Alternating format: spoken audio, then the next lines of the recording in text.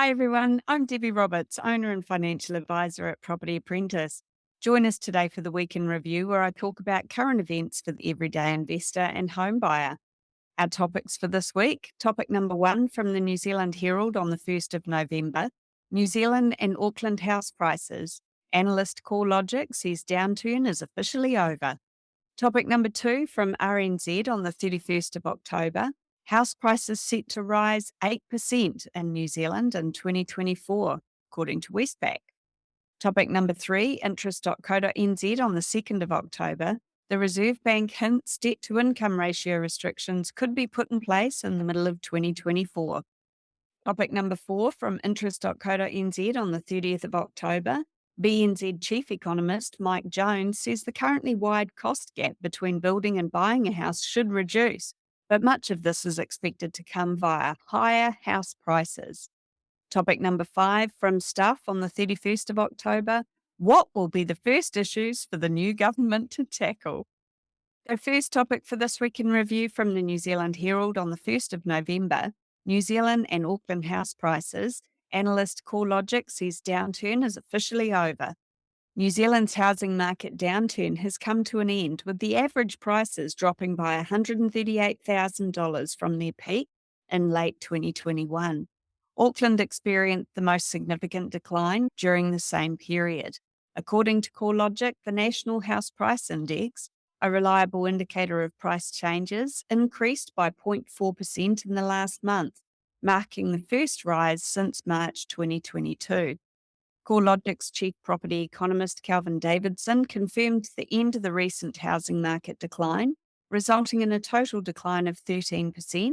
However, despite this 18-month market decline, average house values in New Zealand remain high, standing at nearly $909,000 in October, which is approximately 25% higher than the pre-COVID levels of March 2020.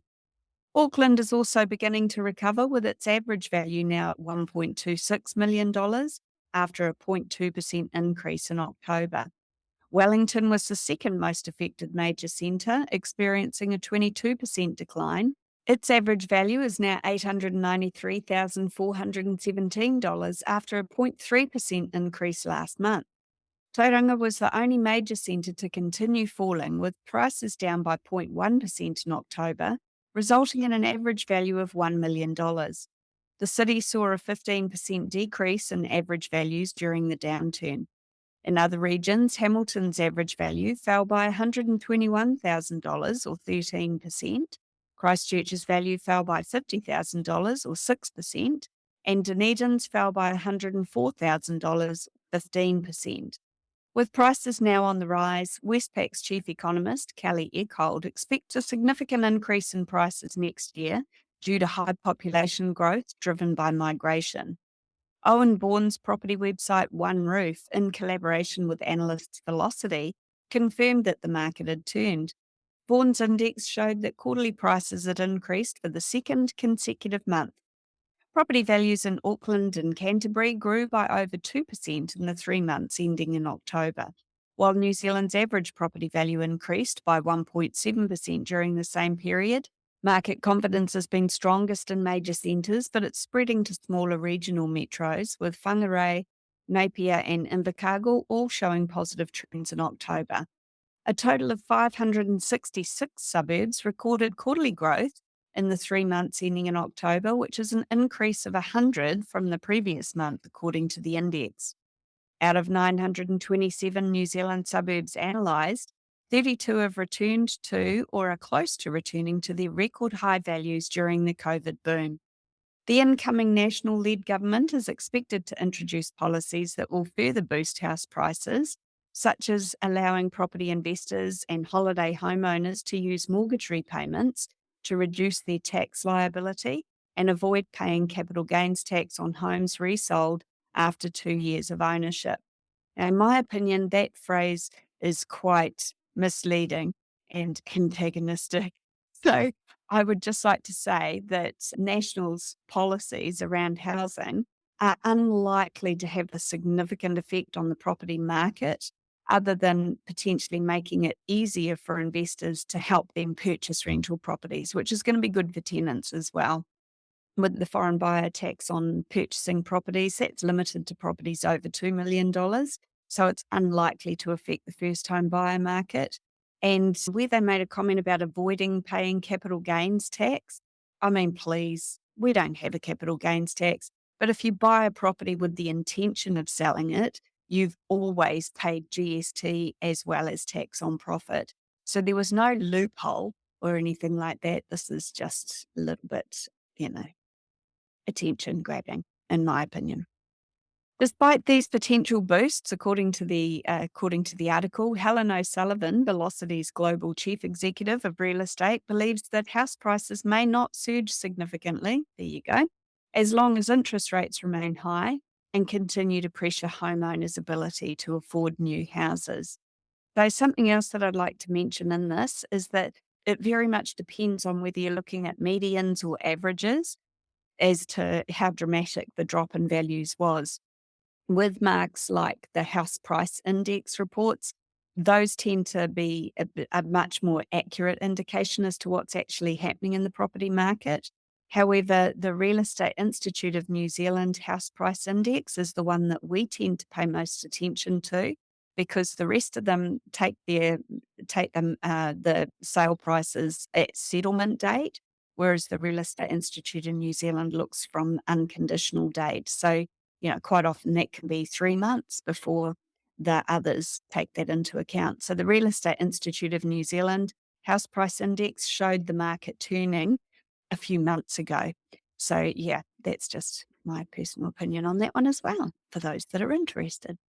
Second topic from RNZ on the 31st of October, house prices set to rise 8% in New Zealand in 2024, according to Westpac. Westpac anticipates that inflation will likely exceed the Reserve Bank's target range of 1 to 3% throughout 2024, and there's a potential for the official cash rate, or the OCR, to rise in the first half of next year. According to Kelly Eckold, Westpac's chief economist, despite a decrease in imported goods and food prices, domestic inflationary pressures are still high. The bank foresees an extended period of below-average economic growth and foresees continued financial strain on households due to rising interest rates. Eckold also mentioned that the new government might implement fiscal austerity measures to balance the budget, which could help alleviate inflationary pressures. However, budget deficits are expected to persist, and the government will face tough choices due to population growth, increasing demand for essential public services and infrastructure. Westpac anticipates robust population growth driven by high migration rates, which will stimulate economic growth and also influence the housing market. While higher long-term interest rates will somewhat temper future house price increases, the impact of population growth will be substantial, resulting in an estimated 8% rise in house prices in 2024. The bank also predicts ongoing challenges for exporters in dealing with China and weak commodity prices, which will slow the expected rebound in commodity prices in the coming years. Westpac expects an additional OCR increase from the Reserve Bank in the first half of next year, with gradual rate reductions only starting in early 2025. The bank believes that further monetary policy adjustments will be necessary to ensure a timely reduction in inflation. Eckold acknowledges significant market uncertainties, noting that various factors could push interest rates even higher than their current forecasts, or possibly lead to earlier rate cuts. Close monitoring of data will be essential for both Westpac and the Reserve Bank to adapt to evolving conditions. So my thoughts on this are that, all of this is crystal ball gazing. No one knows what's going to happen with interest rates. Historically, all of the economists and commentators around interest rates have proven to be wrong more often than they've been right. My pick is that the Reserve Bank has probably done enough, and at the moment, swap rates are increasing interest rates. So, that's certainly increasing the interest rates on mortgages at the moment. So, in some respects, the swap rates increasing has saved the Reserve Bank from having to increase the OCR any further. Now, who knows how long that's going to continue? This last week, swap rates have started to come down. So, at some stage, the Reserve Bank may need to do another increase. I suspect that they won't because inflation is starting to track in the right direction. I think the Reserve Bank is likely to just continue to wait, worry, and watch and see what happens. But obviously, they have left it open to increase the OCR again if they need to. Now, it might just be wishful thinking on my part, but I actually think that the interest rates could start coming down a lot sooner than a lot of economists are predicting. I wouldn't be surprised if interest rates start to come down slowly in the first half of next year. But like I said, that could be wishful thinking on my part as well. Now, if you'd like to learn more about investing in property, join me at one of our free events called How to Succeed with Property Investing. I'll discuss strategies for successful investing from my perspective as an experienced investor and a financial advisor. And these events are held live, online, or in person in our office in Ellerslie in Auckland. Check out propertyapprentice.co.nz for upcoming dates and register today.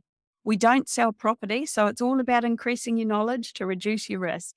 And if you've already been to one of our free events and you'd like to find out more about how we can help you to reach your financial goals, you can also book a no obligation phone call or meeting with my husband, Paul Roberts, via the website. And that's propertyapprentice.co.nz. Topic number 3 for this week in review from interest.co.nz on the 2nd of November. The Reserve Bank hints that debt to income ratio restrictions could be put in place in the middle of 2024. Reserve Bank or RBNZ Governor Adrian Orr has suggested that the introduction of debt to income or DTI ratio restrictions on banks' mortgage lending, set to become available next year, could be implemented with relatively flexible parameters. For years, the central bank has been advocating for the inclusion of a DTI tool in its macroprudential toolkit. In 2021, Finance Minister Grant Robertson granted approval for this addition, despite concerns from some politicians that it might hinder first home buyers' access to mortgages. With permission granted, the Reserve Bank of New Zealand has instructed retail banks to prepare for the potential deployment of DTI restrictions by April next year. However, the Reserve Bank of New Zealand leadership remains cautious about whether they'll actually enforce this measure. Assistant Governor Christian Hawkesby indicated that no definitive decision has been made regarding the implementation of a DTI ratio rule, although preparatory work has been conducted. The RBNZ intends to consult on possible implementation and initial settings in the first quarter of the coming year, leading up to the readiness date for retail banks. The reason that they gave the banks 12 months to have the systems in place to prepare for that by April was because the banks indicated they would need 12 months to do that. So that's where that April next year timeframe came round. If implemented, these restrictions could come into effect around mid-2024. However, in their announcement, the Reserve Bank did make it very clear that they've made no decisions around this. The Reserve Bank has been examining how the DTI ratio would interact with existing loan-to-value ratio restrictions or LVR restrictions on low equity mortgage lending and its potential impact on first-time home buyers. Governor Orr mentioned that DTI ratios might initially be established with lenient settings that do not immediately constrain buyers' access to credit. He emphasised that the current LVR ratio rules are not the primary factors restricting borrowing, but rather borrowers' ability to manage higher interest rates. Orr stated the debt-to-income ratio can be put in place, but that doesn't mean it'll be binding initially. He added that when they do become binding, it'd be to control excesses in the economy. In an April regulatory impact assessment, the RBNZ acknowledged that the housing market was in a downturn, indicating no immediate need for DTI restrictions. However, the housing market has since stabilised, with most regions seeing price increases despite elevated interest rates affecting borrowing capacity. With an incoming government expected to pass property investor-friendly legislation and concerns about high migration and building costs potentially triggering a new housing crisis, the RBNZ might opt to impose DTI restrictions in anticipation of future property market risks. DTI restrictions would set limits on the amount of debt borrowers can take on relative to their income, curbing high-risk mortgage lending. The central bank aims to reduce the chances of a housing related financial crisis in the future and potentially relax its LVR restrictions. The impact of these new rules on first home buyers will depend on the specific parameters chosen, but investors who tend to borrow at higher DTI ratios on average would likely be the most affected, according to the Reserve Bank of New Zealand. So, in summary, I think it's important to remember that the Reserve Bank has made absolutely no indication that they plan on implementing the DTI ratios next year. In fact, they made it quite clear that current test rates with banks are having a much stronger effect on people's ability to get lending than either LVRs or potential DTI ratios. So, my opinion is that this is just another tool that the Reserve Bank can add into their toolkit to help keep house prices in that sustainable range where they're not causing any concern for the economy. I wouldn't expect an increase in LVRs or an introduction in DTI ratios until the Reserve Bank is trying to slow down the housing market again in the future because of concerns to the economy. In my opinion, we're a long way off seeing any of that. Fourth topic from interest.co.nz on the 30th of October. BNZ Chief Economist Mike Jones says that the currently wide cost gap between building and buying a house should reduce, but much of this is expected to come via higher house prices. The disparity in costs between constructing a new residence and purchasing an existing one has reached an unprecedented level, according to BNZ's Chief Economist Mike Jones. In his latest EcoPulse report, Jones conducted an analysis concluding that presently the average cost of our new 180 square metre house is approximately $200,000 higher than an existing one. He anticipates that due to a surge in inbound migration and the consequent demand for more housing, coupled with a decline in construction activity, the cost difference between new and existing homes will decrease. However, this is primarily projected to result from elevated house prices. BNZ economists are predicting that the modest increase in house prices will accelerate next year, with a 7% rise in national house prices expected by 2024. So they're a little bit more conservative than Westpac in their opinions about this. Jones explains it's generally more expensive to build, and their analysis indicates that the average new build premium over existing homes dating back to 1995 is roughly $65,000.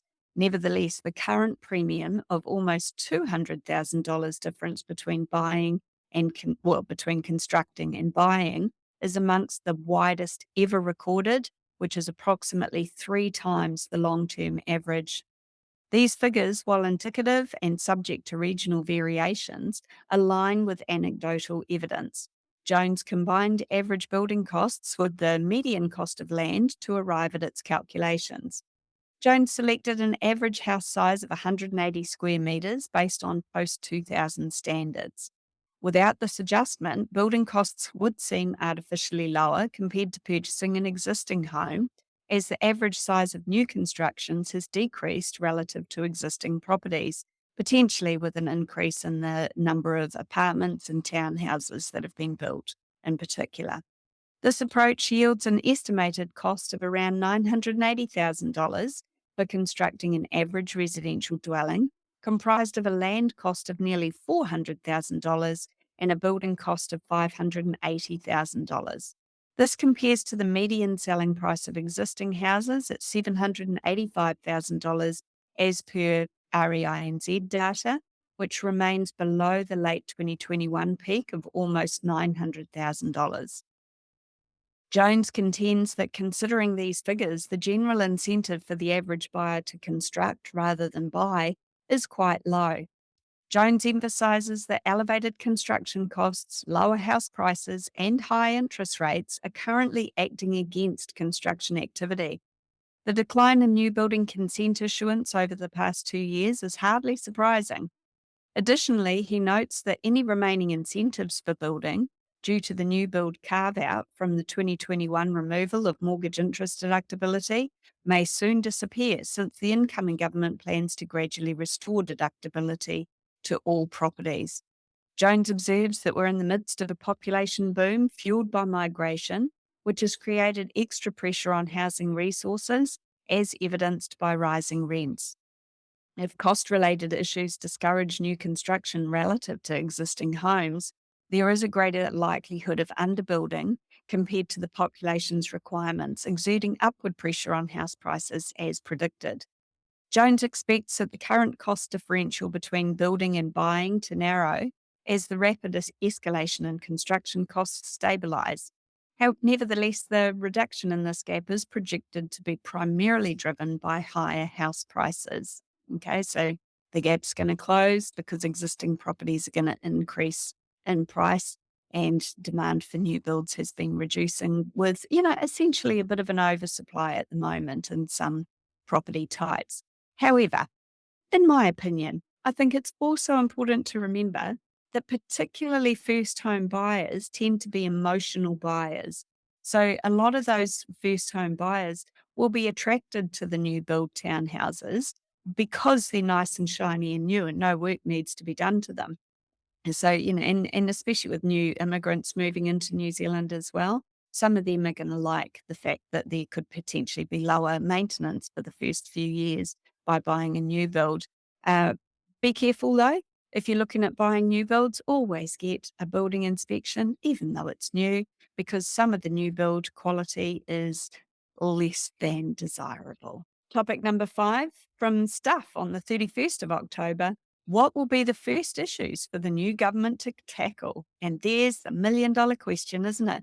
And this afternoon, we should be finding out who is going to comprise the new government once we get the final results in of the vote counts. Gareth Kennan, the chief forecaster at Infometrics, has expressed his views on the post-election scenario in New Zealand, with the final vote counts and seat allocations due to be released at, my understanding, is 2 p.m. on Friday, the 3rd of November, so 2 p.m. this afternoon. The focus is going to be on whether or not New Zealand First will be part of the new government and the extent of their influence. While formal coalition talks have yet to begin, informal discussions between the parties are ongoing. National's already preparing essential policies for its expected mini-budget in December. The top priority for the new government is addressing cost of living pressures, which have been a major concern for voters this year. Many of these pressures stem from the economic fallout of the COVID-19 pandemic, making it challenging for the government to directly alleviate them. However, many respondents believe that tax changes should provide relief to middle-income earners. National's proposed adjustments to income tax thresholds, although questioned for affordability, are seen as insufficient compensation for the inflation over the last decade. Indexing those thresholds to inflation in the future could lead to a more transparent approach to tax policy. The surge in mortgage rates beyond the government's control, as they're set by the Reserve Bank, is a significant concern for some. A lack of coordination between fiscal and monetary policies over the past 2 years has led to interest rate hikes and continued government spending. A more restrained spending approach might create room for interest rate cuts in 2025.